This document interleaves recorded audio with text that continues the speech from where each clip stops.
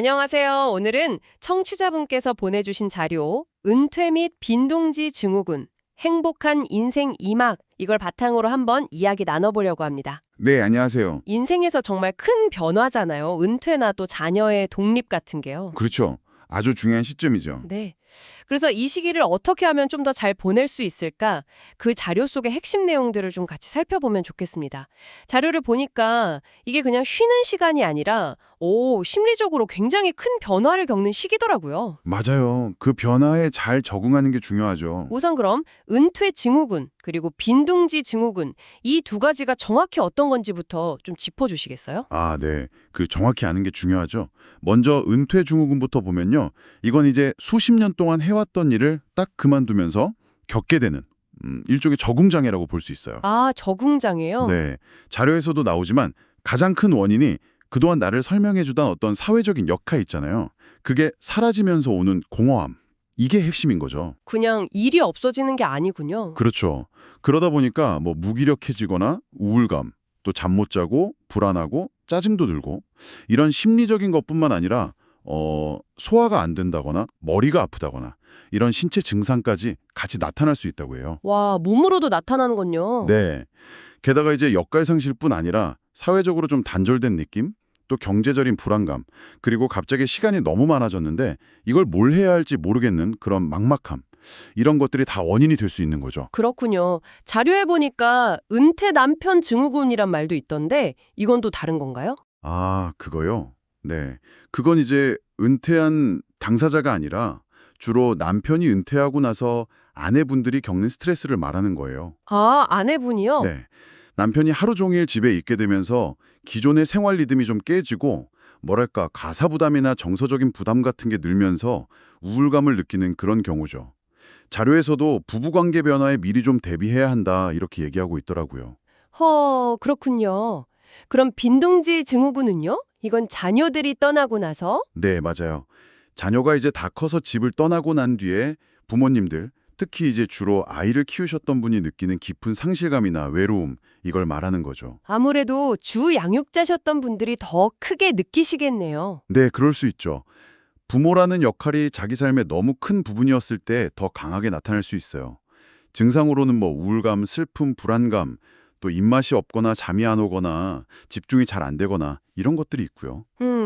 자료를 보면 자녀가 독립하는 걸 보면서 내 역할이 이제 끝났나 보다 하는 느낌과 같이 나도 이제 늙었구나 하는 걸 좀 강하게 느끼게 된다고 해요. 아, 노화에 대한 자각까지요? 네, 이게 보통 여성분들이 더 많이 겪는다고 알려져 있긴 한데 자료에서는 남성분들도 마찬가지로 자녀와의 관계가 변하고 역할이 줄어들면서 비슷한 감정을 느낄 수 있다 이렇게 강조하고 있습니다. 그렇군요. 듣고 보니까 이 두 증후군 모두 결국에는 익숙했던 삶의 역할이 크게 변하면서 오는 그런 혼란이네요. 네, 맞습니다. 그 변화에 적응하는 과정인 거죠? 그럼 이제 중요한 게 이 시기를 어떻게 슬기롭게 잘 헤쳐나가느냐 하는 거잖아요. 청취자분께서 보내주신 자료에서는 어떤 방법들을 좀 제시하고 있나요? 네. 결국 새로운 삶의 단계에 잘 적응하는 게 중요한데요. 자료에서 보면 크게 한 4가지 정도 공통적인 접근법을 이야기하고 있어요. 네 가지요? 네. 첫 번째는 새로운 삶의 리듬과 목표를 설정하는 겁니다. 예를 들어 은퇴하셨다면 규칙적인 생활 습관, 뭐 기상 시간이나 운동 시간 같은 걸 정해서 자신만의 일과를 만드는 거죠. 일과를 만드는 거요? 네. 그리고 빈 둥지를 경험하신다면 자녀에게 쏠렸던 에너지를 이제는 나 자신 아니면 우리 부부를 위한 어떤 새로운 목표로 돌려보는 거예요. 뭐 예를 들면 예전부터 배우고 싶었던 악기라든지 아니면 꾸준히 할 수 있는 봉사활동 같은 거요. 취미나 봉사활동 같은 구체적인 계획이군요. 그렇죠. 자료에 나온 어떤 분 사례가 되게 인상 깊었는데 은퇴하고 나서 매일 아침에 아내분이랑 같이 동네 한 바퀴 산책하면서 그날 뭐 할지 얘기하는 것만으로도 되게 큰 안정감을 얻으셨다고 하더라고요. 그거 좋네요. 작은 습관부터 시작하는 거군요. 네, 맞아요. 두 번째는 새로운 경험과 역할을 탐색하는 거대요. 새로운 경험이요? 네. 예전에는 뭐 회사원 김대리, 민수 엄마 이런 식이었다면 이제는 뭐 기타 동호회 회원, 자원봉사자 누구누구처럼 새로운 사회적 관계망 안에서 새로운 역할을 찾아보는 거죠. 아하. 자료에서는 특히 좀 낯설더라도 도전적인 활동을 해보라고 권하더라고요. 뭐 악기 배우는 거나 그림 그리기, 외국어 공부, 아니면 뭐 스마트폰 활용법 배우기 같은 거예요. 아, 그런 것들이요? 네. 그게 뇌에도 좋은 자극이 되고 또 뭔가 해냈다는 성취감을 느끼면서 자존감도 올라갈 수 있다고 해요. 오, 새로운 나를 발견하는 그런 기회가 될 수도 있겠네요. 관계에 대한 조언도 혹시 있었나요? 부부관계나 자녀와의 관계, 이것도 참 중요할 것 같은데요. 아, 그럼요. 아주 중요한 부분이죠. 세 번째가 바로 관계를 다시 정립하는 것입니다. 관계 재정립. 네, 특히 부부관계에 좀 더 집중하는 게 필요한데요.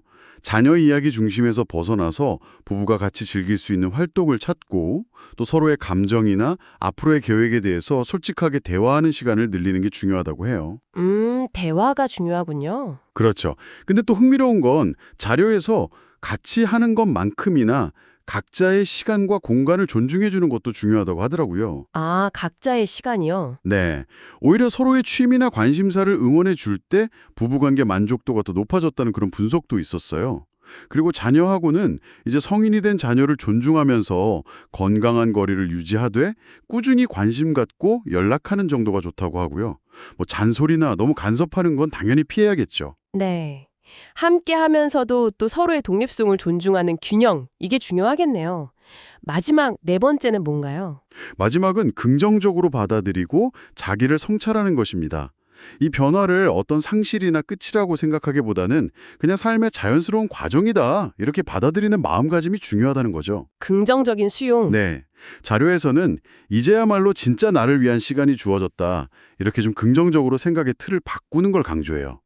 지나온 삶을 좀 차분히 돌아보면서 스스로를 좀 다독여주고 또 필요하다면 전문가의 도움을 받는 것도 좋다고 이야기하고요. 네. 청취자분께서도 이 시기를 통해서 자신을 좀 더 깊이 이해하고 돌보는 그런 기회로 삼으실 수 있을 거예요. 네, 결국 이 변화의 시기를 어떻게 받아들이고 또 무엇으로 채워나가느냐에 따라서 그 인생 이막의 모습이 정말 달라질 수 있다는 말씀이시네요. 맞습니다. 단순히 그냥 빈 시간을 때우는 게 아니라 어쩌면 평생 내가 제대로 돌보지 못했던 나 자신과 진짜 마주하고 나를 다시 발견하는 그런 기회로 삼으라는 굉장히 좀 적극적인 메시지 같아요. 정확합니다.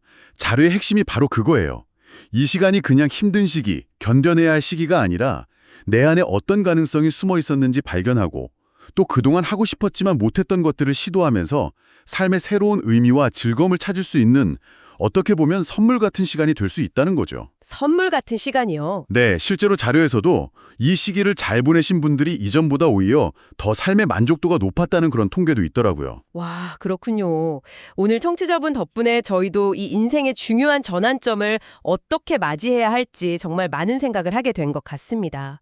청취자분께도 좀 도움이 되셨기를 바라고요. 네, 그러셨으면 좋겠네요. 마지막으로 청취자분들께 이런 질문 한번 드려보고 싶네요. 혹시 오랫동안 그냥 마음속에만 이렇게 품어왔던 꿈이나 아니면 바쁘다는 핑계로 잠시 잊고 지냈던 그런 순수한 즐거움 같은 거 혹시 없으신가요? 어쩌면 지금이 바로 그것들을 다시 한번 꺼내서 먼지를 툭툭 털어낼 가장 좋은 때가 아닐까 싶습니다.